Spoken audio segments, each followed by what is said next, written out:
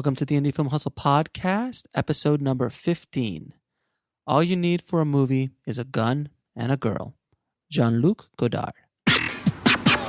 Broadcasting from the back alley in Hollywood, it's the Indie Film Hustle Podcast, where we show you how to survive and thrive as an indie filmmaker in the jungles of the film biz. And here's your host, Alex Ferrari. Thank you for joining me on another episode of the Indie Film Hustle Podcast. I am your humble host, Alex Ferrari. Remember to head over to filmfestivaltips.com. That's filmfestivaltips.com to get my 6 secrets on how to get into film festivals for cheap or free. Help me get into over 500 international film festivals. So check it out. Today we have a great guest on our show today, Ben Yennie, or as we like to call him, or he likes to call himself, the Guerilla Rep. He is a producer's rep. Now, I know I did an earlier episode on the evils of producers reps, but Ben is actually one of the good guys. He's actually a good producer's rep.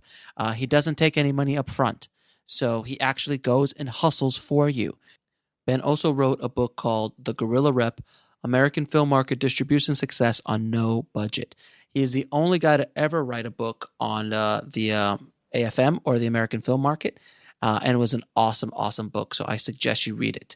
We discuss film marketing, distribution, the new world of distribution between self-distribution and going after different markets, how you can sell at different markets, and how to be successful at film markets. And there's only a handful of them out in the world, and we go over all of that. So sit back, relax, and enjoy my interview with Ben Yennie. Thank you, Ben, so much for being on the show. We really appreciate you taking out the time. No problem, Alex. Thanks for having me.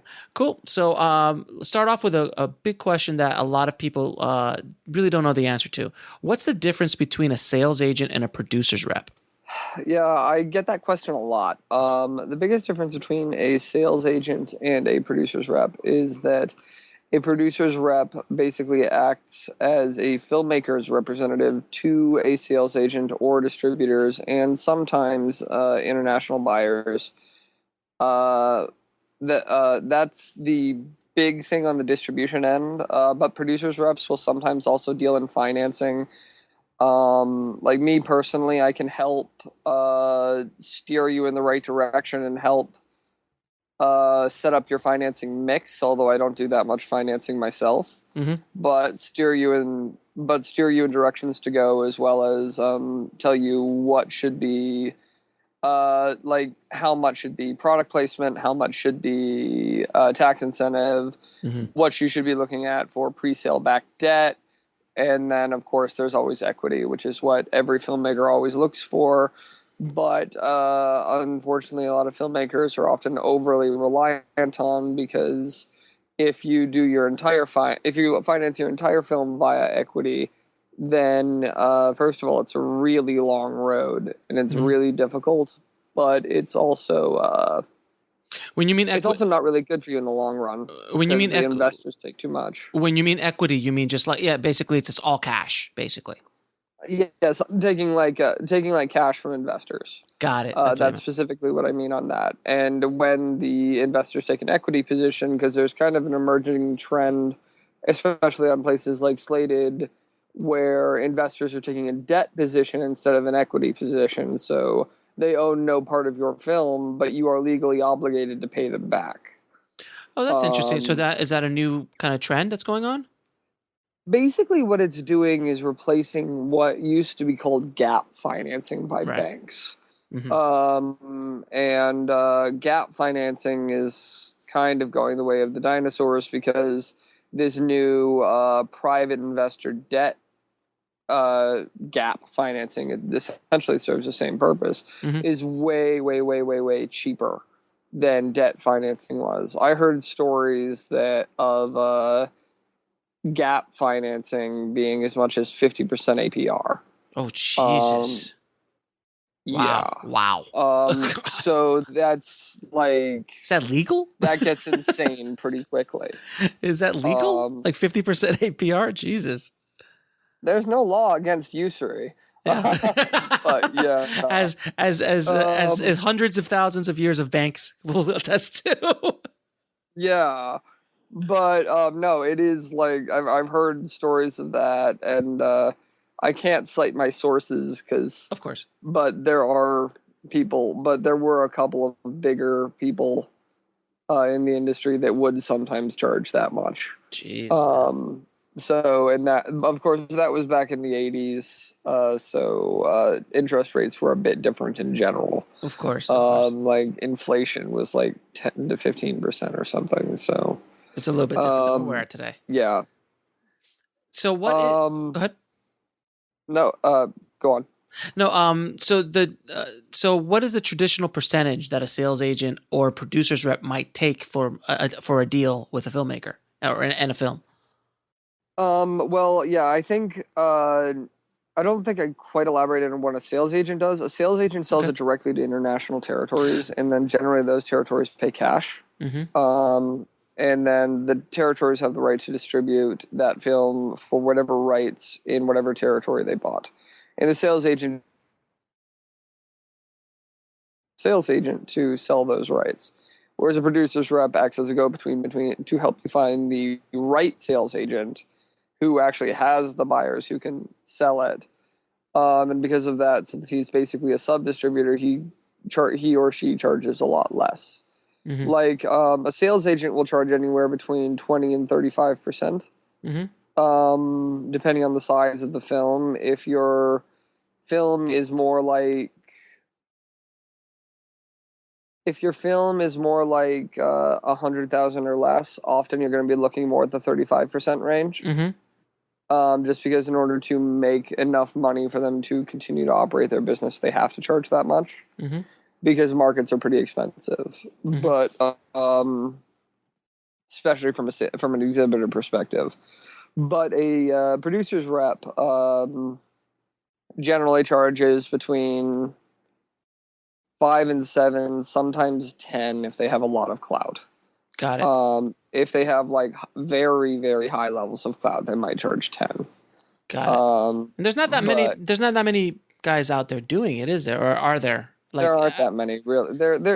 There's more than you would expect, mm-hmm. but not many of them are quite as public as I am about what it is we do. Right.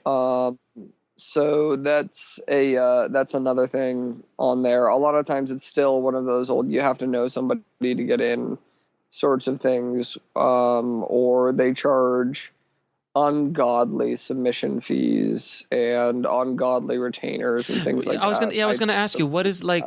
I've heard of sales agents and producers reps. I've had experience with some producers rep like that they charge obscene amounts of money up front. What's your take on that? Or sales agents as well? Personally, it would make my life a lot easier if I did it, but I don't feel ethically right doing it because I know that the people who would be paying me don't really have the money to pay me because I've been in their position before. Right. So like there are jobs that I will take that I do actually require either an hourly or a flat pay rate for. Mm-hmm. Like that for my clients, like if I'm generating a festival plan and telling and guiding which festivals to submit to, which ones to go to, if you go to them, all that sort of stuff. If I create that sort of plan, then I just charge for that plan.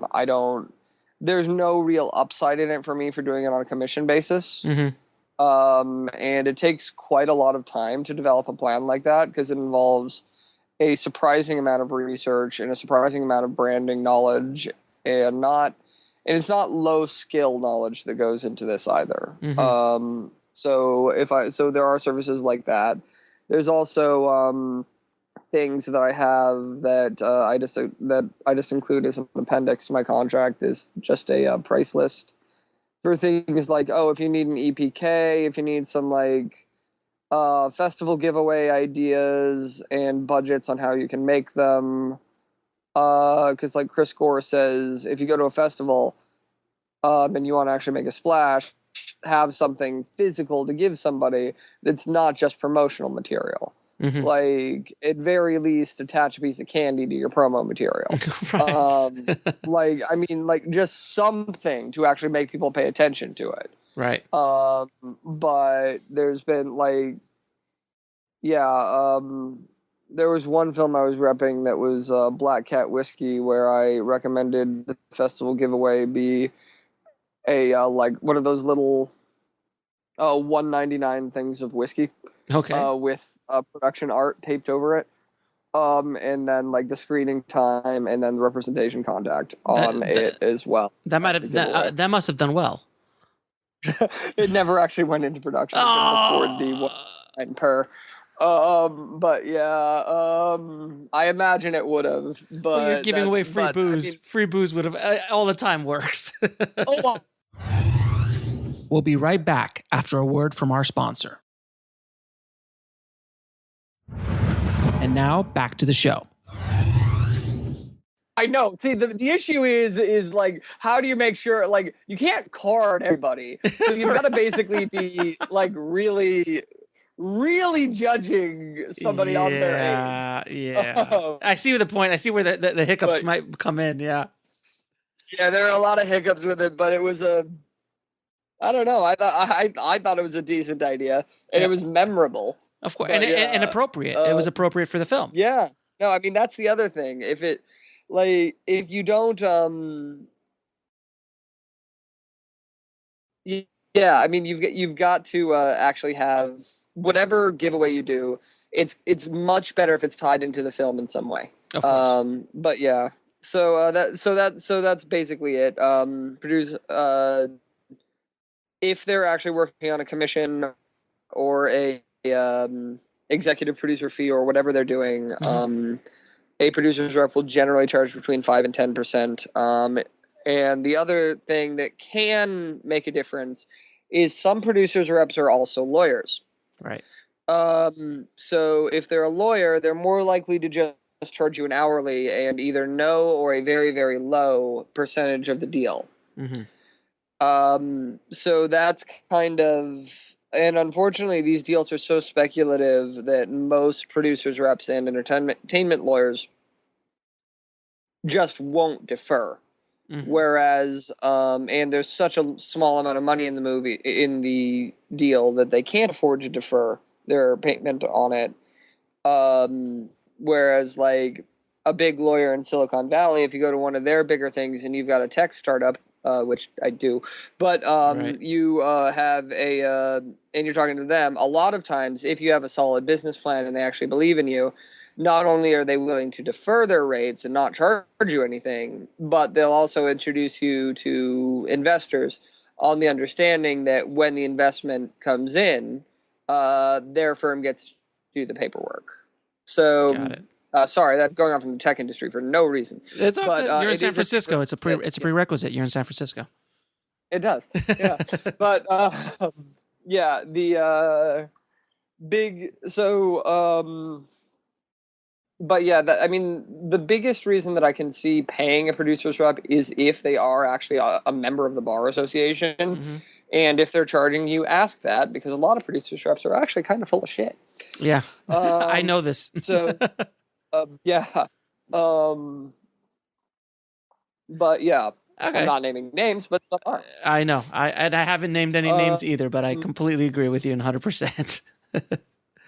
So let me ask you a question. What is the if you get a film and you get a traditional distributor to handle your film, how do they handle a brand new film they just acquired? What's the process? So like you've signed the deal. What do they do? I'm going to step back a minute. Sure. Because a lot of people use the terms sales agent and distributor interchangeably. Mm-hmm. And while they're very, very similar, and a lot of sales agents are also distributors, they actually technically mean different things. Like a sales agent is somebody who sells your film to pretty much any territory besides North America, often including Canada, sometimes excluding French Canada. Mm-hmm. That's the sales agent, just everyone besides those. And then a distributor generally handles distribution within North America, assuming you're a North American filmmaker. If you're and then the buyers that they deal with are also technically distributors. It's just that they tend to pay rights to pay upfront cash to distribute the film in their territory through their channels. So, but yes, but speaking in terms of AFM, at least the vast majority of the sales agents I deal with are also to a level distributors, at least depending on exactly how big their cloud is. Some of them have more capability to distribute than others. Like some of the sales agents who are also distributors I know can completely handle a fairly wide theatrical run. Some of them would just sell it on to another US distributor. Got it. So that's so there is a little bit of a delineation between the term sales agent and distributor, but generally, if you sign with a sales agent or distributor, actually, let's just stick it to sales agent right now because that's most common, Okay. especially at the lower ends. Mm-hmm. Generally, what they do, generally the time that they're most looking for content is about 3 to 4 weeks before the next market. Mm-hmm. And the big thing that and they're looking for content to sell at their at the market. So if you sign your rights to them, generally they'll want all rights. Sometimes you can get away with not giving them North America if you have some sort of distributor or distribution plan for North America, especially if they're primarily a sales agent, not a distributor, and they'd just be selling it to another distributor. But or maybe several other distributors, depending on theatrical and some other things. But the big thing that they do is get all of the deliverables to them. There are a couple of surprisingly important but often overlooked deliverables that may actually make or break whether you get a distribution deal. Now, what are the deliverables that a filmmaker is responsible for? The biggest one is generally a full high quality export, like ProRes export of the film at least 1080p. If you're looking at something with theatrical, you might need to do more like 2 or 4K, as well as a 1080p. But the other thing that most filmmakers don't look at is what's called an M&E track. Yep. And a textless and make sure that all your text is on a separate video track. When I say an M&E track, I mean a music and effects track, because remember, this is being sold internationally, so there's a good chance they're going to hire other actors to dub over your movie. So if you have all of your music and effects on separate tracks from your audio, then that makes it very easy to export and put in, and they just have to dub in the audio. That's the same reason that, like, unless you have like fancy credits in your opening sequence, you need to make sure there are points, or if there's ever a point where there's text underlaid, or like say in some movie they just moved to France and it's like or they moved from France to Berlin and then it says Berlin under there. You're going to need to have that on a separate track so that can be put into Chinese if it needs to be. Sure. So yeah, those are a couple of the things that filmmakers just often don't think about that are incredibly practical in why you do it, but it seems like a unnecessary complication if you don't actually look at the reasoning behind it. Got it. And it's something that film school doesn't always teach you as they should. Yeah, I've been a post supervisor for about 15 years, so I've delivered probably about 50 or 60 features in my day. So I completely understand. A lot of filmmakers just don't get what deliverables are, and also the cost involved. I mean, and what you're saying is just the digital aspects of things. And there's the 5.1, and there's the 5.1 M&E if you want to get deeper into it, and then the HD cam, HDSRs, split track, all this kind of stuff. And all of a sudden, your deliverables would cost you anywhere from 15 to 25 grand, DCP and so on. So it gets kind of crazy, and it kind of hits everybody from left field when it happens. I've seen that. I've seen the face go white. Yeah. When I've told them the price. Yeah, no, and there are very legitimate reasons for the cost. Again, this is not low skilled labor. Right. I somehow I missed that you're a post supervisor, so you totally get it.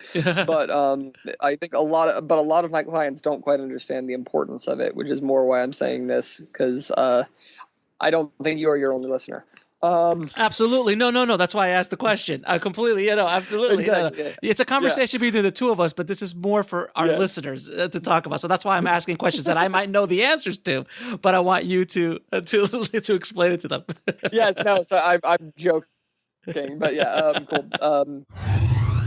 We'll be right back after a word from our sponsor. And now back to the show. Now, let me ask you a question. We've all heard the legendary stories of Harvey Weinstein seeing a movie at Sundance, and every year we hear a movie sells for like $3 million up front and all this kind of stuff.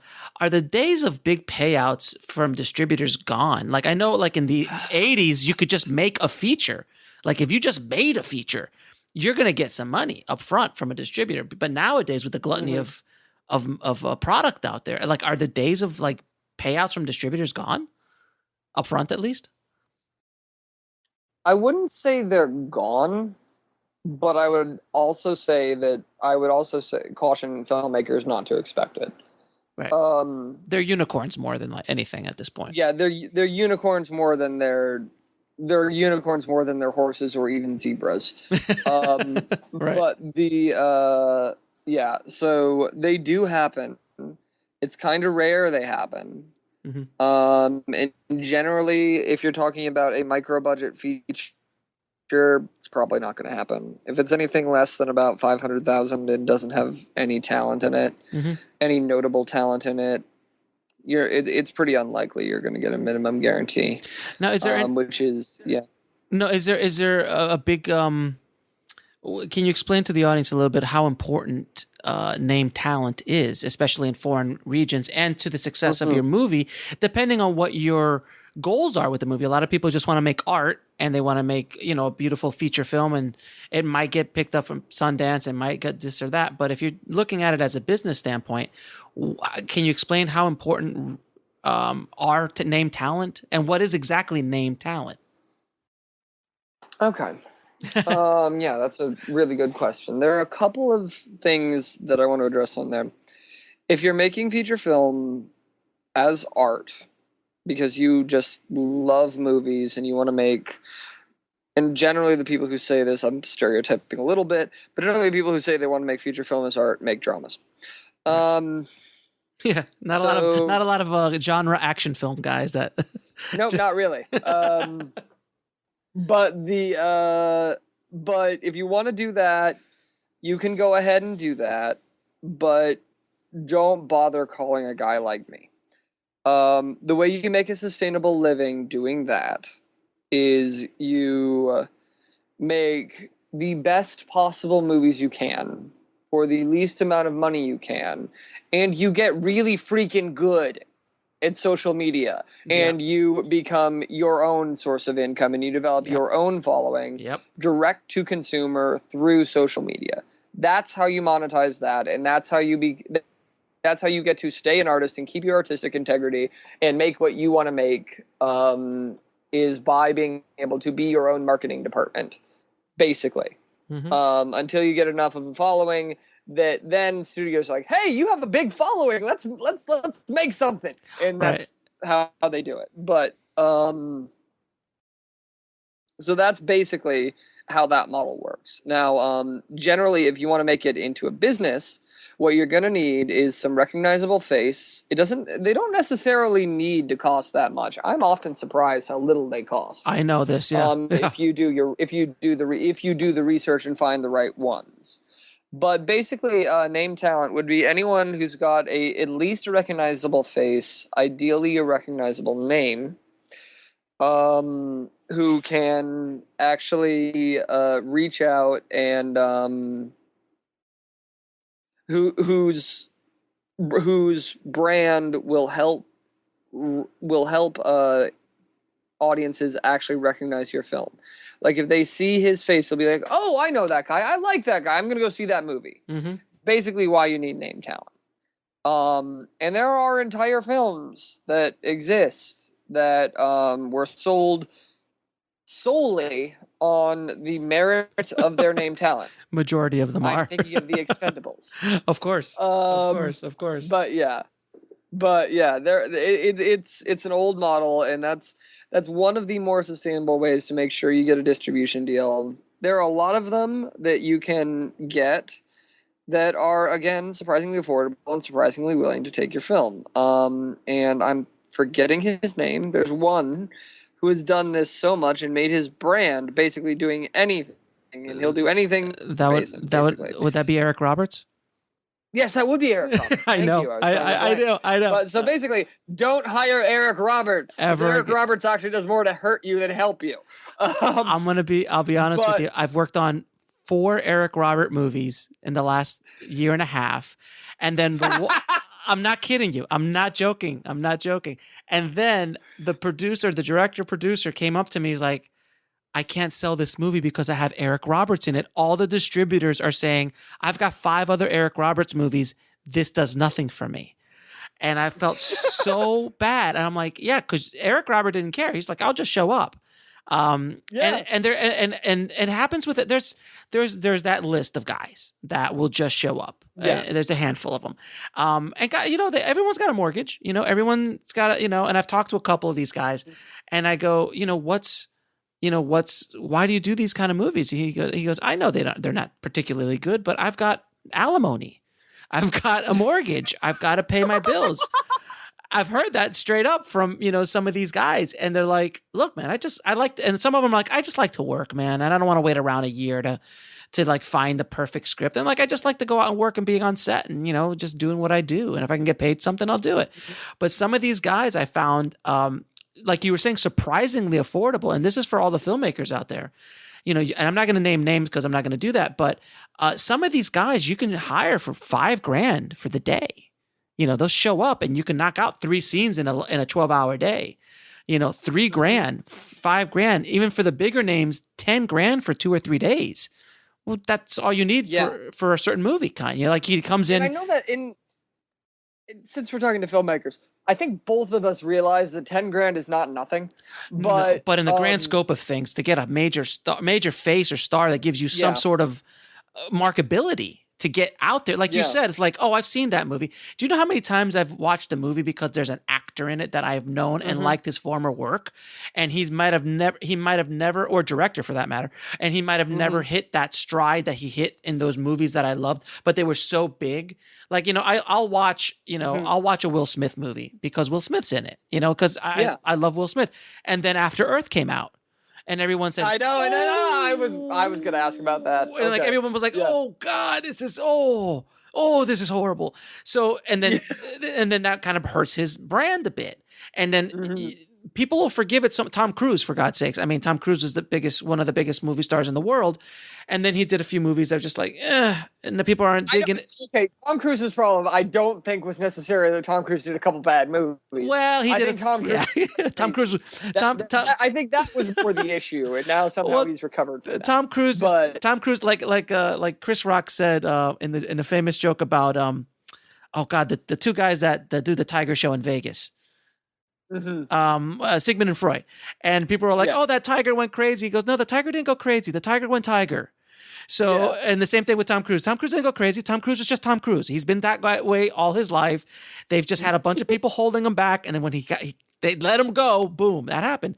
But he has recovered. And the saddest thing about Tom, we're now getting on a tangent about Tom Cruise, but the saddest thing about Tom is he's an amazing actor.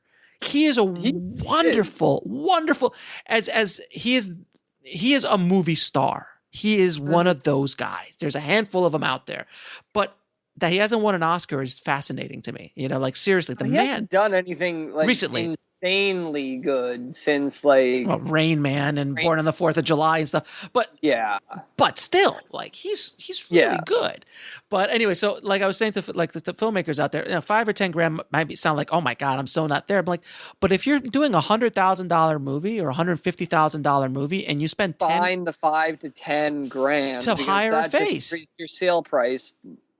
Like if you like, it's I'll be honest, a lot of times, even if you've got really high production values, it doesn't matter in the right genre, which I don't know if everybody knows, but genre is actually really important for international sales. Action horror, right? But action, horror, thriller, family right now. And, family too. One of these things is not like the others, but faith as well. Faith is big now too. Yeah. We'll be right back after a word from our sponsor. And now back to the show. So those are the big ones, but even if you do have a hot piece in one of those genres, you need name talent, and it will pay off immensely when you actually start seeing returns from your distributor. It'll also make it a lot easier for you to get a distributor, and they'll probably give you a better deal. Right. So in addition to actually making more money, like from the international sales and having a higher buying price, so you get more money that way, you also probably get a better deal with the distributor because they know there's less risk. So instead of charging you 35%, they're more likely to charge you 25 to 30%. And so that additional 5% goes in, does make a difference. It's business. This is show business for a reason. Exactly. It's show business for a reason. But I can't I've like I said, I've delivered over 50 movies, and you'd be surprised that, action movies with high production value or something like that. And I'm like, there's no stars in it, guys. It's going to be rough for you. And they ask me because they know I've done a lot of stuff. I'm like, guys, I'm just telling you. And I tell you what, one movie I did that they shot the whole movie, shot it on red. It was kind of like I'm going to say kind of like a psychological thriller with some sci-fi elements in it. It takes place here and everything, but some sci-fi elements in it. Looked beautiful. Looks nice. Great. No stars. He went out. I finished the movie. He went out, talked to all the distributors. Everyone said no. He went back, hired Tom Sizemore for a day, and he hired and forgive me, but it's the black guy from Stargate. It's a face that you would remember from the movie, from the TV show, a TV actor. And they hired him for a couple days. They replaced a few scenes, went back out, sold the movie. Yeah, he was like, "Oh, I'm never going to make a dime without this," and there you go. So it was a perfect example of how it works, how it really, really works. Yeah. So let me ask you. No, go ahead. Go ahead. No. I was going to ask you. The big question is, and I've never been to AFM. Can you explain to the audience what is AFM, or the American film market, and how important it is, and what is it? Mm-hmm. Well, I'll give you as canned an answer as I can in 5 minutes. Or less. The big thing is that it's quite a lot of things for quite a lot of different people.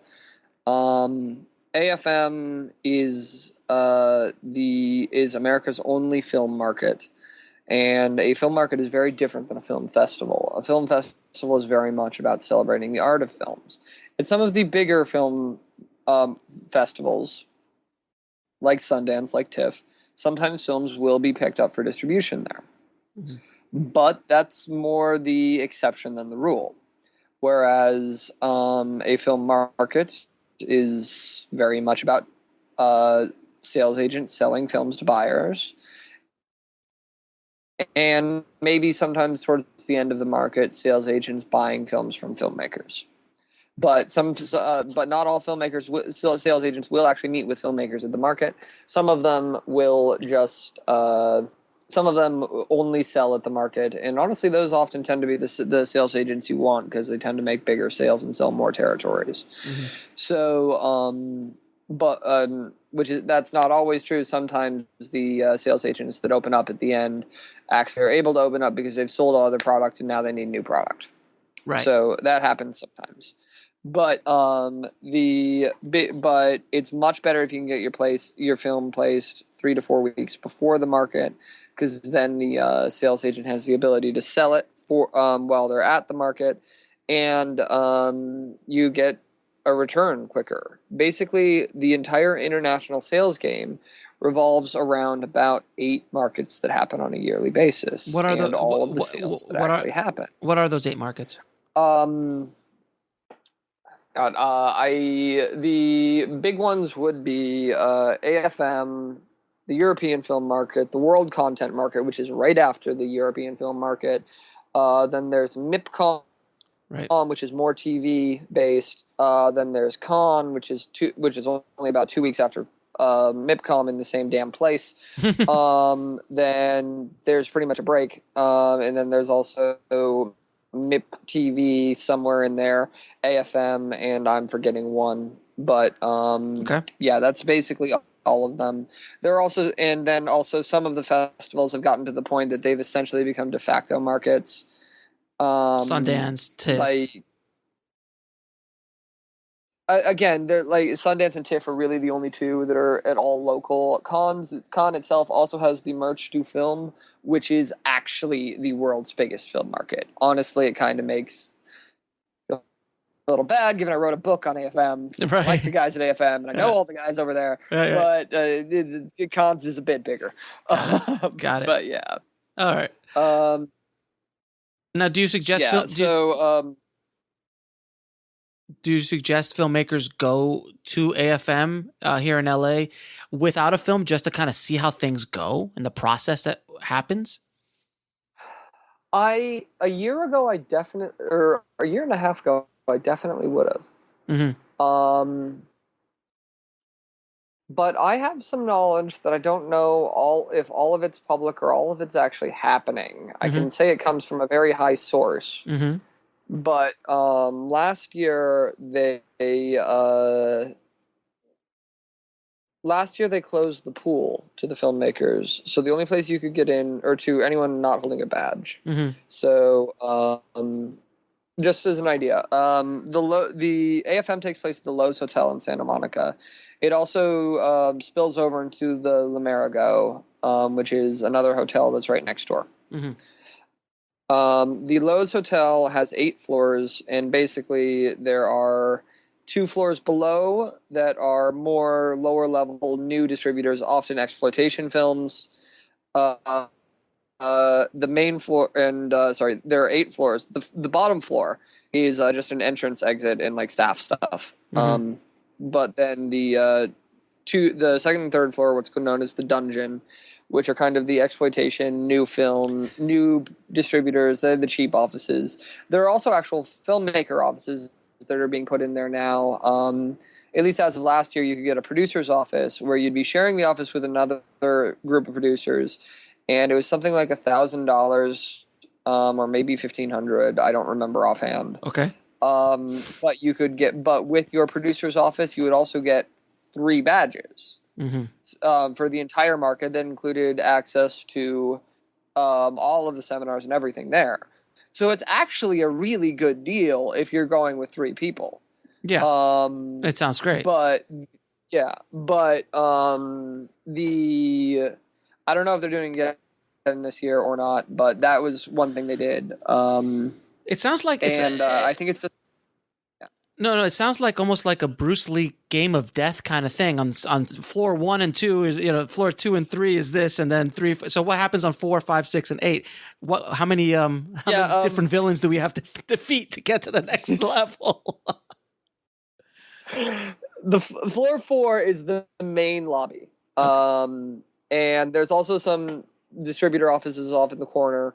And then also the main lobby extends into floor 5, and there are like film commissions and varieties generally there selling subscriptions, as is the Hollywood Reporter. And basically other sorts of things that are trying to attract filmmakers. So like film commissions, services, things like that are all on the second floor because they don't allow booths on the first floor. And then again, there are also offices off to the side. But it used to be until last year that right off the 4th floor, you could walk out and there's this beautiful pool area with an amazing view of the beach and like lots of table space and stuff like that. But last year they closed it to only badge holders. Mm-hmm. Which, given that they gave me a free badge last year, I was kind of happy with because I always had a place for a meeting. Mm-hmm. But it means that the lobby gets pretty crowded pretty quickly. because they've more than halved the space that used to house all of the AFM for the people who didn't have badges. So in the past, I've recommended going for the entire market or just even showing up if you're in LA, even if you don't have a badge. But the value of that is becoming less and less. But do you suggest that they actually get a badge and go and see what it's all about? We'll be right back after a word from our sponsor. And now back to the show. That I would suggest, yes. What I would do if you're a filmmaker and not a distributor, buyer, or anything of the sort, even if you don't have a completed film, I would get the last 3-day badge. I think it's just called the industry badge, or maybe if you want the seminars, the industry plus badge, because their seminars are actually really good. Speaking of somebody who organizes seminars, but they are really good, and it is worth doing that if you have the money, but it is about $150 more. Got it. But the maybe only $100 more. But the industry badge gives you access to all floors of the markets for the last 3 days of the markets, which would be Sunday, Monday, Tuesday. And it is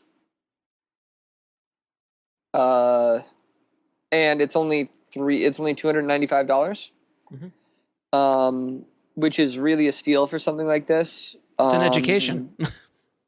It is.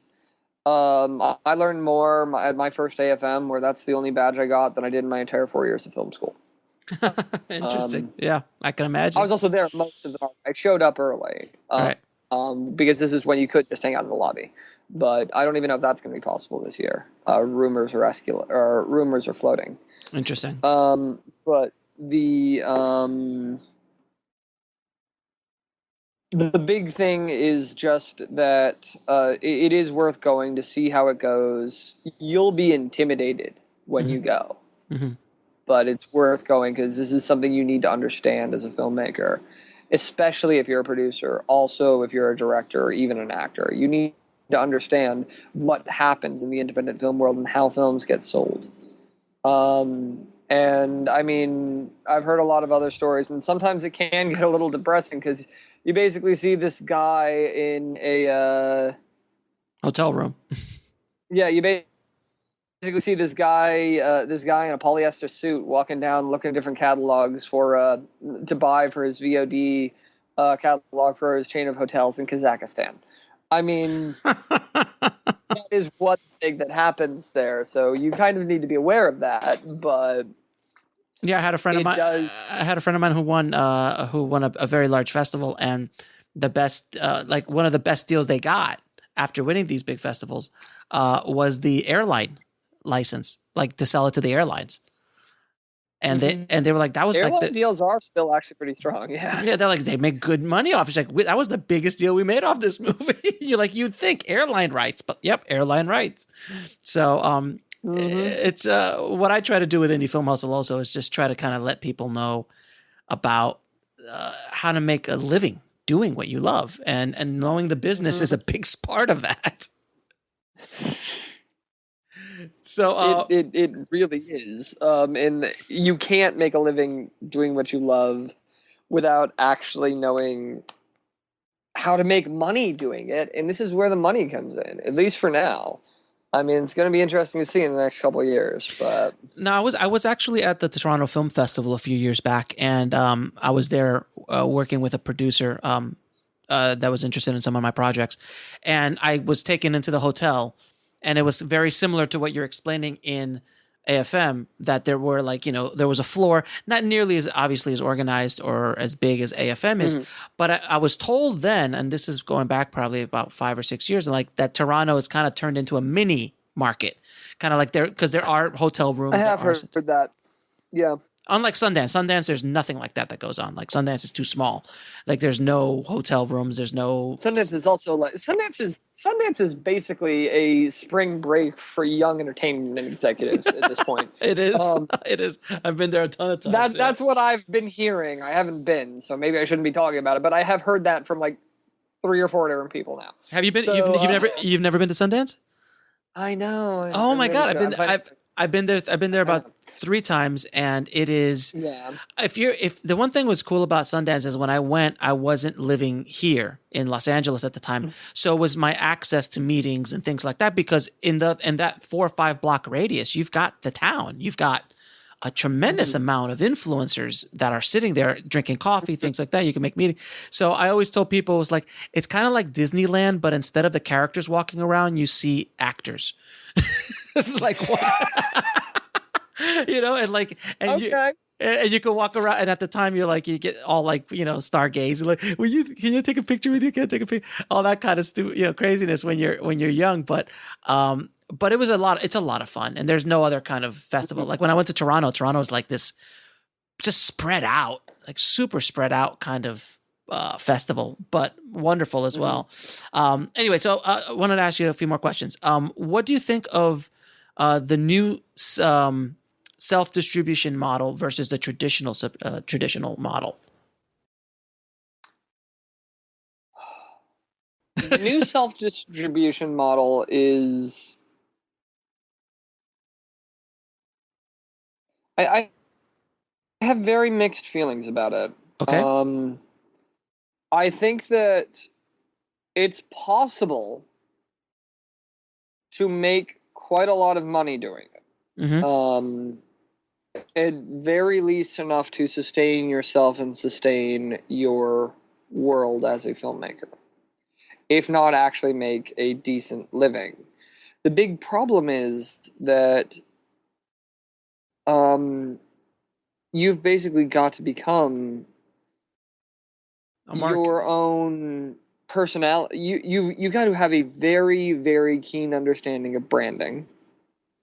Because your art and yourself have to become a brand that you do through social media if you're going to do it successfully.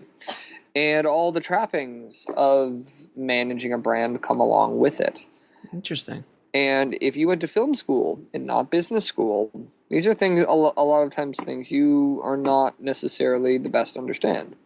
So, and it's not, you don't necessarily need to have an understanding of everything that goes along with managing a multi-million-dollar corporate brand, no. But you need to know what you're saying, and you need to have a strong identification. You need to be able to have a brand that at least your core audience strongly identifies with.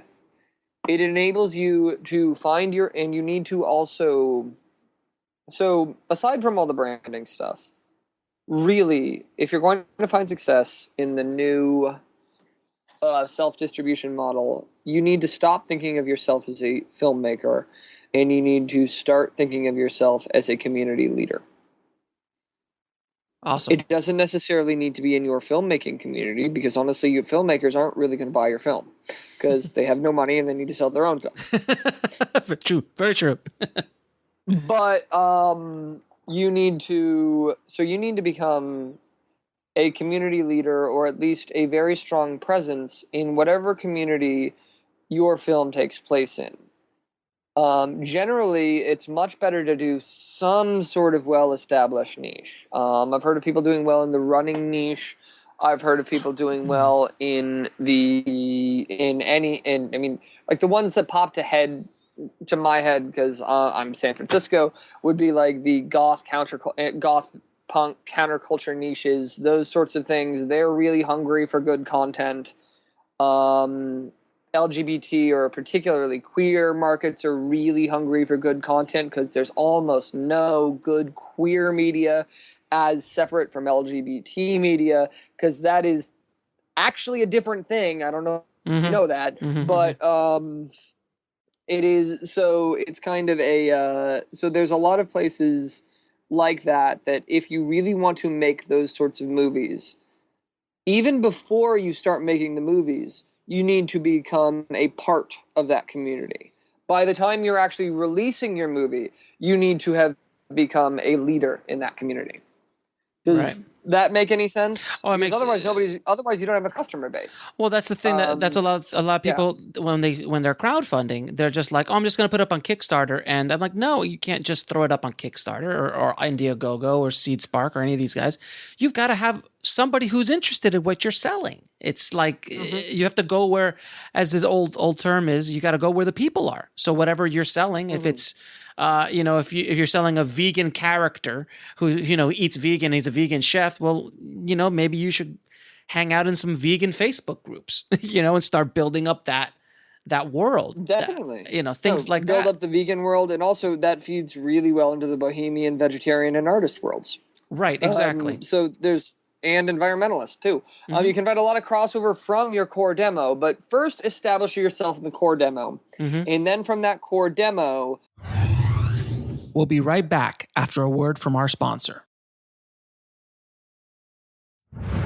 And now back to the show. You need to find. Actually, this was in a seminar that Maya Zuckerman did on for Producer Foundry. That's actually available on our website. Pitch. No. Anyway, but she said that basically your community are your early adopters, your diehard fans. Those are the people that will actually shell out to buy the movie before it comes out. They're the people who will be in your Kickstarter, be in all of that. And then the next set, I forget exactly what she said, but the next set is your customer base.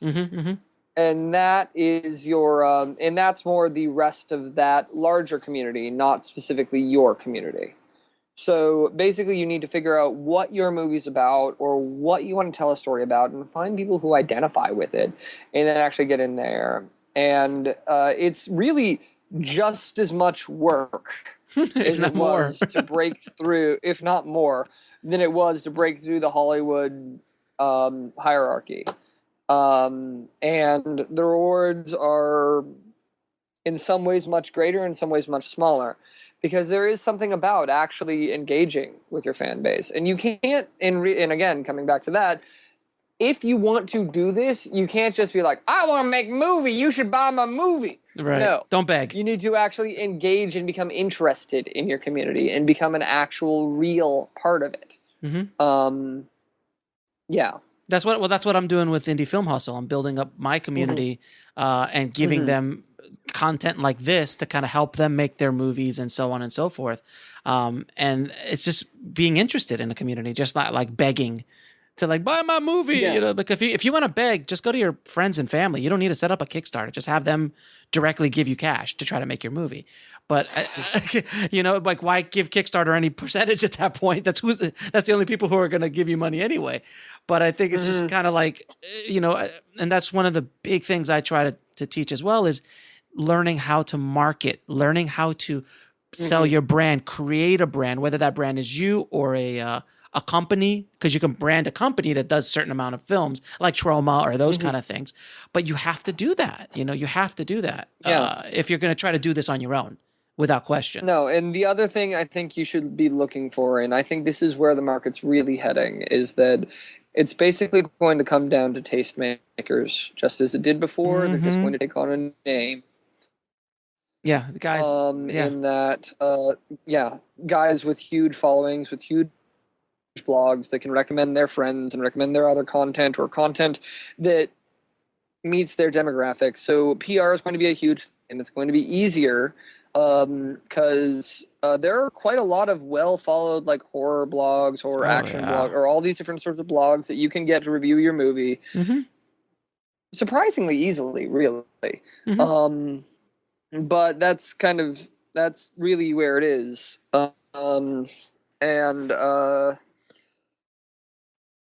So the I think that covers everything. Yeah, I was doing that. I was doing that with my film 11 years ago. I hit every film blog, I was able to generate a lot of sales to my DVD that I was selling directly to the customer by doing that. And we were covered by 250 websites, reviews and all that kind of stuff. Yeah, it was a huge deal back then. And I was selling a DVD directly to the consumer, and I did fairly well. It was a short film on top of that, and I did very well. But again, that that it might be, I might have done that 10 years ago, but that still works very well today.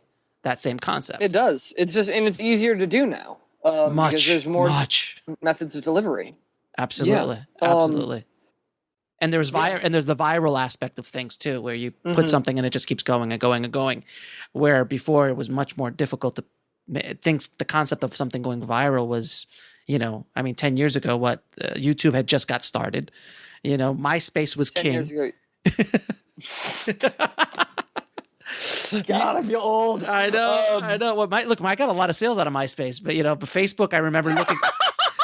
Hey, you know what? I laugh, but it was hey, look, when in Rome. I think you may have been the only person to ever make money on MySpace. I got a lot of sales off MySpace because I hit those groups, those people that were interested in what I was selling.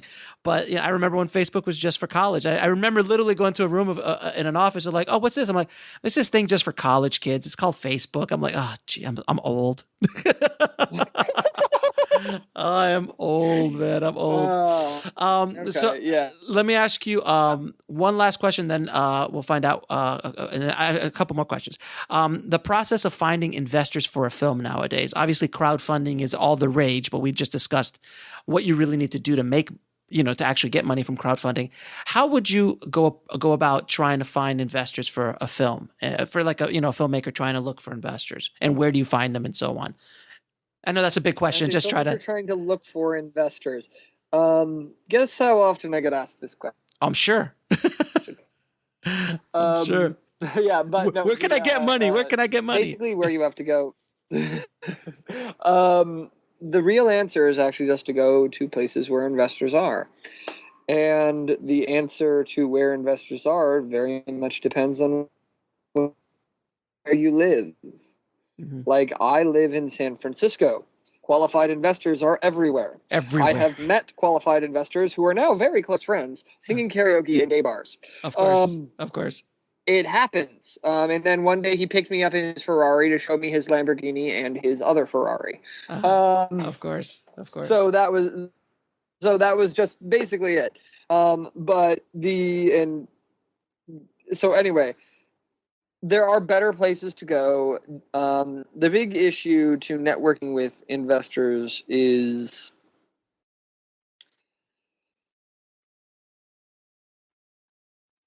the big trick to networking investors, and it's not really that much of a trick, is to just treat them like people and actually try to establish a relationship with them. Depending on where you meet them, try to talk to them if you're meeting them at an investor networking event, it is more appropriate for you to try to pitch something to them. However, don't start with the pitch. Just actually talk to them before you do. Just get to know a little bit about them, what they do, all that sort of stuff first, and wait for them to ask you to pitch. That goes a long way. They're human beings, not bank accounts. Exactly, yeah. Yes, they're human beings, not ATMs. Don't treat them like an ATM, because that's a great way to piss them off and make sure they never call you. Mm-hmm. So basically, and also, it's actually really similar to dating. Yeah, I was gonna say, yeah, it is. Yeah, it's a little shocking how similar it is, and I've heard some people who have raised literally hundreds of millions of dollars for different companies and different nonprofits, and including some schools here in California. Like huge amounts, just ungodly sums of money. Mm-hmm. And he's basically like, yeah, no, it's really like dating.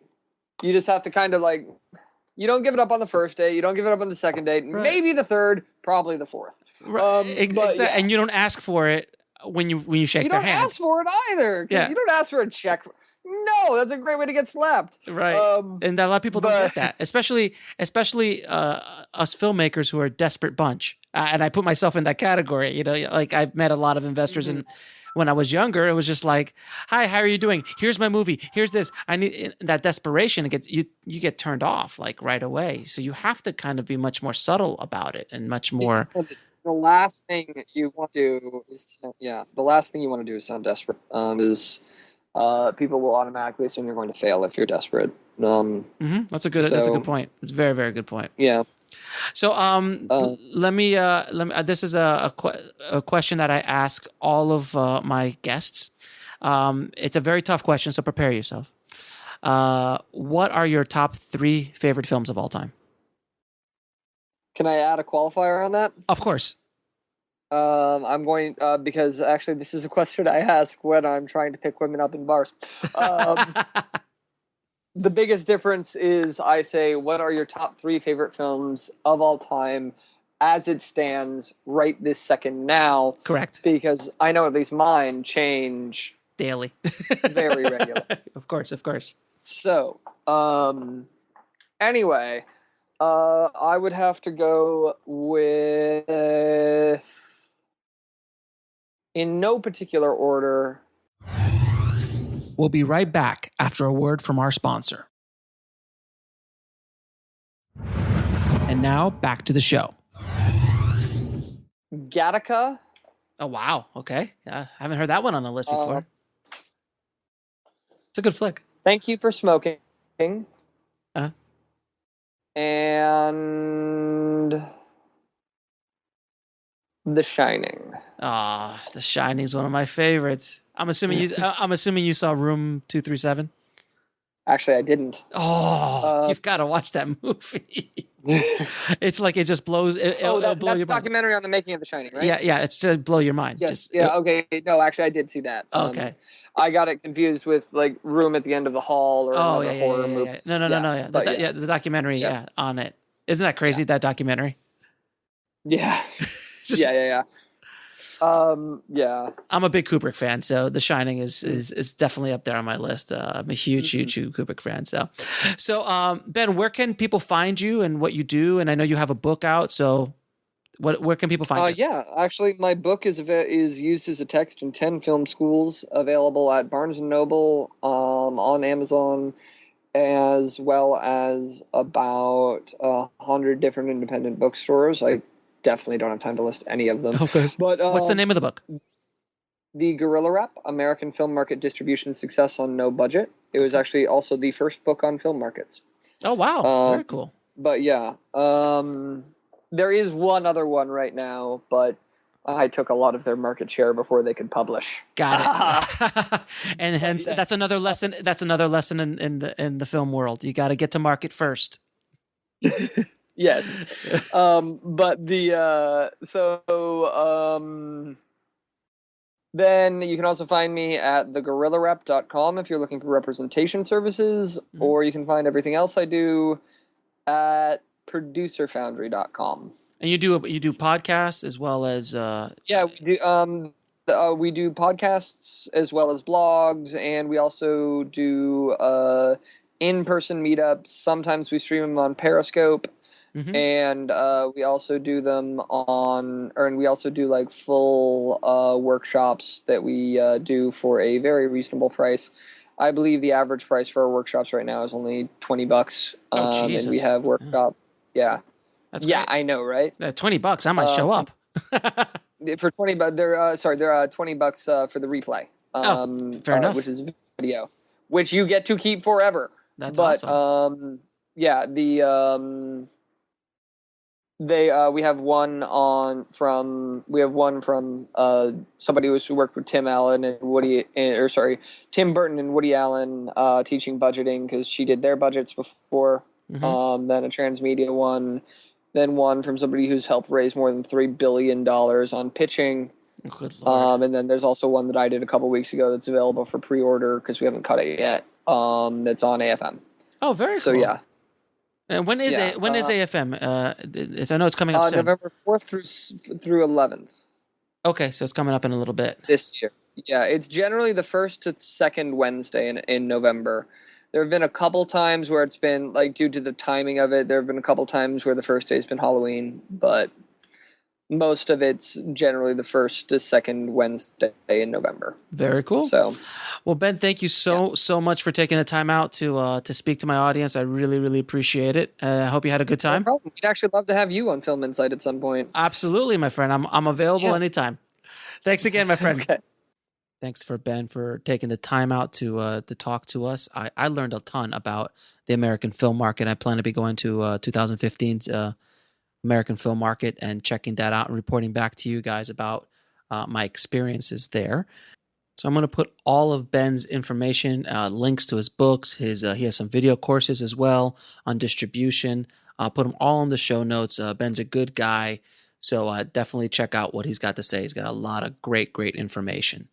So don't forget to head on over to freefilmbook.com. That's freefilmbook.com. So you can download your free audible.com audiobook. We get over 40,000 different audiobooks that you can download from. So head on over there as soon as you can.